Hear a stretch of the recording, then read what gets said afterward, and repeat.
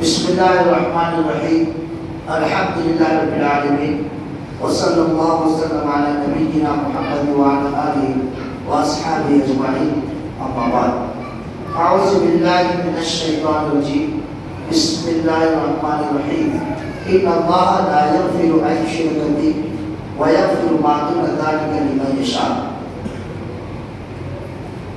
کل کے درس میں ہم لوگوں نے نواقض اسلام کی تعلیم اور اس کی کچھ تشریحات سنے۔ آج جو محمد بن عبد الوہاب رحمہ اللہ نے 10 نواقض اسلام کا ذکر کیا ہے، ان میں پہلا وہ ہے الشرک فی العبادہ، عبادت میں شرک کرنا، اللہ کی عبادت میں شرک کرنا یہ بہت بڑا گناہ ہے۔ اللہ تعالیٰ کبھی اس کو معاف نہیں کرتا ہے اگر ایک آدمی بغیر توبہ استغفار کے مر جائے شرک کی حالت میں، اللہ تعالیٰ اس کو معاف نہیں کرتا ہے۔ قرآن مجید کے اندر سورہ نساء آیت نمبر 48 میں اللہ نے فرمایا ان اللہ لا یغفر ان یشرک به ویغفر ما دون ذلک لمن یشاء۔ یقیناً اللہ تعالیٰ اپنے ساتھ شریک کیے جانے کو نہیں بخشتا اور اس کے سوا جسے چاہے بخش دیتا ہے۔ شرک کرنے سے نقصان کیا ہے؟ دنیا میں بھی ہے نقصان اور آخرت میں بھی نقصان ہے۔ اللہ تعالیٰ نے اس نقصان کا ذکر سورہ مائدہ آیت نمبر 72 میں فرمایا انہ من یشرک باللہ فقد حرم اللہ علیہ الجنہ ومأواہ النار وما للظالمین من انصار۔ یقین مانو کہ جو شخص اللہ کے ساتھ شریک کرتا ہے، اللہ تعالیٰ نے اس پر جنت حرام کر دی، اس کا ٹھکانہ جہنمی ہے اور گنہگاروں کی مدد کرنے والا کوئی نہیں ہوگا۔ تو یہ شرک کرنے کا نقصان اللہ تعالیٰ نے قرآن مجید کے اندر ذکر فرمایا۔ میں اللہ یعنی جو پہلا ہے کہ عبادت میں شرک کرنا، ہم پہلے عبادت کی تعریف سنیں، عبادت کہتے کس کو ہے، اس کے بعد پھر آگے چلتے ہیں۔ عبادت تعبد سے ماخوذ ہے، کہتے ہیں اس کا مفہوم یہ کہ تضرع یعنی پورا خاکسار ہو کر خشوع خضوع کے ساتھ پورا یکسوئی ہو کر تقرب الہی کو یعنی اللہ سے قریب ہونے کو ایسے ہی بجا لائے جیسے کہ شریعت نے بتلایا۔ مطلب یہ ہے کہ ہم خاکساری میں اختیار کریں، خشوع خضوع اختیار کریں اور اللہ سے قریب ہونے کی کوشش بھی کریں، اپنے مرضی سے نہیں بلکہ شریعت مطالعہ نے جس انداز سے بتایا ہے اسی انداز میں ہم اللہ سے قریب ہونے کی کوشش کریں۔ اگر اپنی عقل سے یا اپنے دماغ سے اپنے طریقے سے اللہ سے قریب ہونے چاہیں تو بسا اوقات ایسا ہوگا ہم رحمانیت اختیار کریں گے جو بہت بڑا نقصان، یہ بھی دین کے اندر غلو ہے اور یہ بھی دین کے اندر نقصان ہے۔ لیکن شریعت کے مطابق ہی ہم اللہ سے قریب ہوں گے۔ مثال کے طور پر ہم نماز پڑھیں اس لیے سے کہ اللہ سے قریب ہوں گے، ہم نماز پڑھیں اس لیے اس طریقے سے کہ خشوع خضوع کے ساتھ تذلیل کے ساتھ یہ ساری چیزیں موجود ہو۔ لیکن اگر یہ نماز شریعت کے مطابق نہیں پڑھے تو پھر یہ نماز ہمارے لیے یہ قابل قبول نہیں ہے، بلکہ اللہ تعالیٰ اس کو ثواب نہیں دے گا۔ تو عبادت کا مطلب یہ ہوتا ہے کہ خشوع خضوع کے ساتھ اللہ سے قریب ہونے کی نیت سے اس طرح انجام لائے جیسے شریعت نے اس کو انجام دینے کا حکم دیا ہے۔ بعض علماء کرام نے یہ تعریف کی اللہ کے لیے قائل درجہ یعنی پورا طریقے سے محبت کے ساتھ اللہ سے محبت کرتے ہوئے تواضع انکساری رکھنا یہ عبادت کی تعریف ہے۔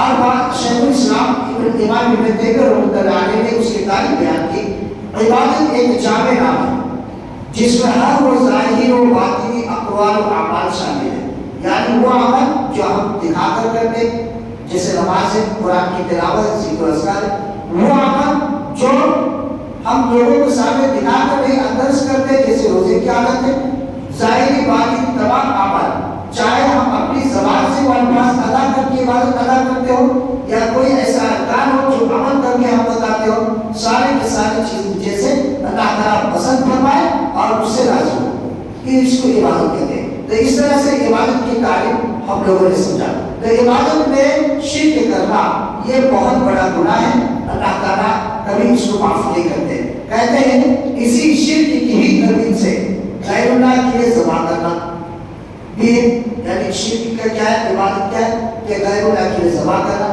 جیسے کوئی کسی چیز یا صاحب کو قبر کے لیے ذبح کرے، واضح ہے کہ سب سے مشہور ترین شرک اللہ کی عبادت میں شرک کرنا ہے.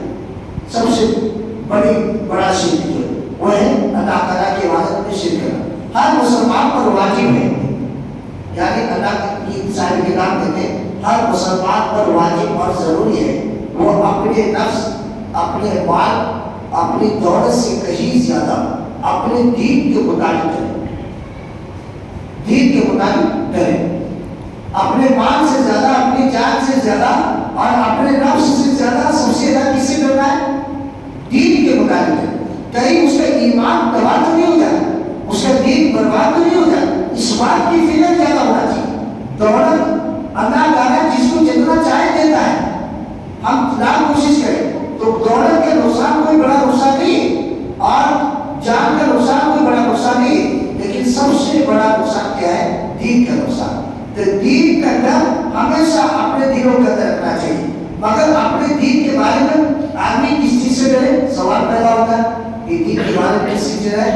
انسان پر شکوک و شبہات اور فکروں سے ڈرنا واجب ہے جو اس کے ایمان پر لاحق ہونے والے، یعنی وہ تمام شک و شبہات اور اسی طرح سے وہ تمام فکروں سے ڈرنا واجب ہے جو اس کے ذریعے سے اس کا ایمان تباہ و برباد ہو جائے اور ایمان پر لاحق ہو جائے. جیسا کہ نبی کریم صلی اللہ علیہ وسلم نے ایک حدیث کے اندر بہت ہی پیارے انداز میں سمجھایا، بادر بالاعمال فتنۃ کاکی تعلیل مسلم، کہ اللہ کے نبی صلی اللہ علیہ وسلم نے فرمایا نیک عمل کرنے میں جلدی کرو، کیونکہ عنقریب ایسے فتنے رونما ہوں گے جو تاریک رات کے حصوں کی طرح اندھیری رات میں جس طرح سے چھا جانے ہوں گے.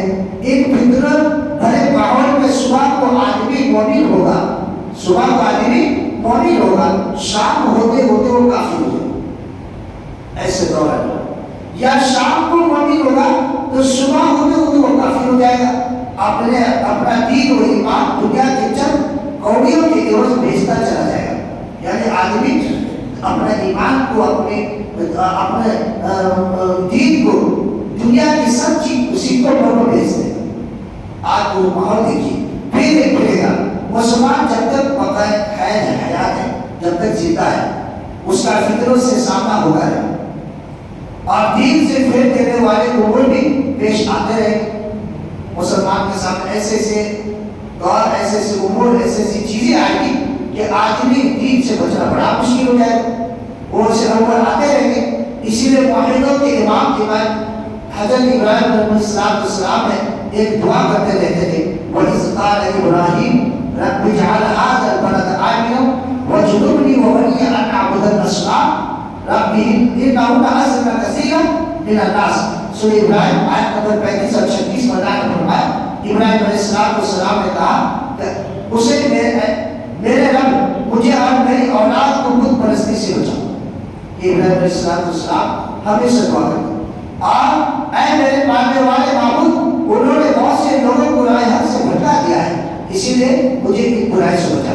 یہی نہیں بلکہ اللہ کے نبی صلی اللہ علیہ وسلم بھی یعنی اس فتنوں سے اور اس شرک سے اور اس بیماریوں سے بچنے کے لیے خود اللہ کے نبی صلی اللہ علیہ وسلم بھی دعا کرتے تھے اور امت مسلمہ کو اس کی تعلیم بھی دیتے تھے. اس دعا کی کثرت کرنا چاہیے. اگر ہم چاہتے ہیں کہ دنیا کے آنے والے فتنوں سے جو ایمان کو تباہ و برباد کرتے ہیں، ایسے فتنوں سے بچنا چاہتے ہیں، تو اللہ کے نبی صلی اللہ علیہ وسلم نے ایک پیارے حدیث اور پیاری دعائیں سکھائی ہے. اس دعاؤں کو ہم اپنی زندگی میں معمول بنا لیں تو یقیناً اللہ تعالیٰ ہمیں ان دعاؤں کی برکت سے، ہمیں ان فتنوں سے اور آنے والے ان تمام برائیوں سے اللہ تعالیٰ ہم سب کو بچا دے گا.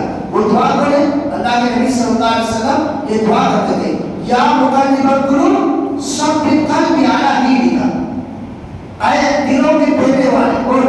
اللہ تعالیٰ. اللہ کے نبی صلی اللہ علیہ وسلم سے دعا کرتے ہیں، کہتے ہیں اے دلوں کے پھیرنے والے، تو میرے دل کو اپنے دین پر ثابت نظر رکھنا.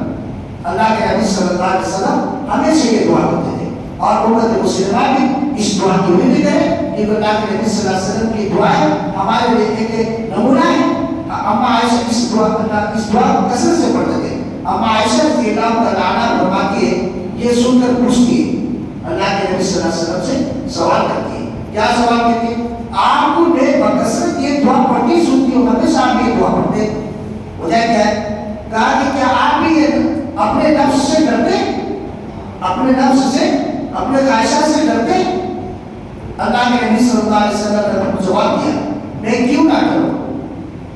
یہ کون دے رہا ہے؟ اللہ کے نبی صلی اللہ علیہ وسلم جو ایمان کی تکمیل اور ایمان دین کو مکمل کرنے کے لیے دنیا میں آئے، جن کے آنے پر دین مکمل ہوا.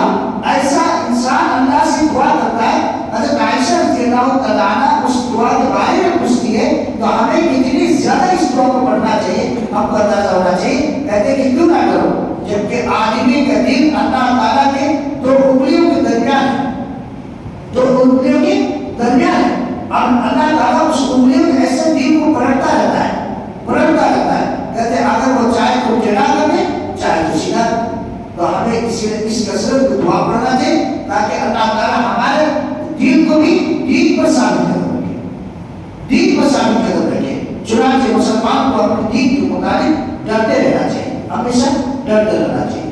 اور گمراہ دعات و مبلغین جو دعوت تبلیغ کے کام جو ہر میدان میں اب آج کے دور کے اندر جو ایک سے بڑھ کے ایک دعوت و مبلغین نکل چکے، دعوت و مبلغین دین کے نام پر پھیلائے گئے شکوک و شبہات، یعنی دین کے نام پر ایسی ایسی باتیں آپ کو سکھائیں گے، ایسی ایسی چیزیں آپ کو بتائیں گے کہ شر و فساد، فتنہ و شہوات جیسے ہر خطرے سے ڈرتا رہے گا، ڈرتا رہے. تو اس طرح سے دعوت و مبلغین کی جو یہ فتنہ ہے یہ بھی ایک اللہ کے نبی صلی اللہ علیہ وسلم نے جو کہا کہ یعنی فتنہ علماء میں وہ یہی ہے، دعوت و مبلغین کے شکل میں وہ آئیں گے اور دین کے اندر بگاڑ پیدا کر کے فتنہ پھیلائیں گے. وہ جب ڈرے گا تبھی سلامتی کے اسباب اختیار کرے گا، یعنی دین کے بارے میں ڈرتا رہے گا اور خوف آتا رہے گا کہ اس کا دین چلا نہیں جا رہا ہے. تو پھر ایسے صورت کو سلامتی رہے گا، اس طریق کو ہلاکت کی راہ سے بچنے کی کوشش کرے گا.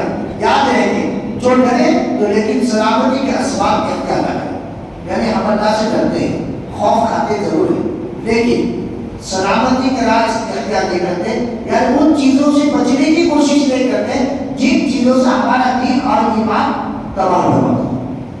تو سلامتی کا اختیار کرنا بھی ضروری ہے، نہ ہی ہلاکت کے اسباب سے بچے. تو ایسے صرف اللہ سے ڈر اور خوف رکھنے سے کوئی فائدہ نہیں ہوگا، کیونکہ خوف کے ساتھ فتنوں سے بچنے کی عملی کوشش بھی ہمیں ضروری ہے.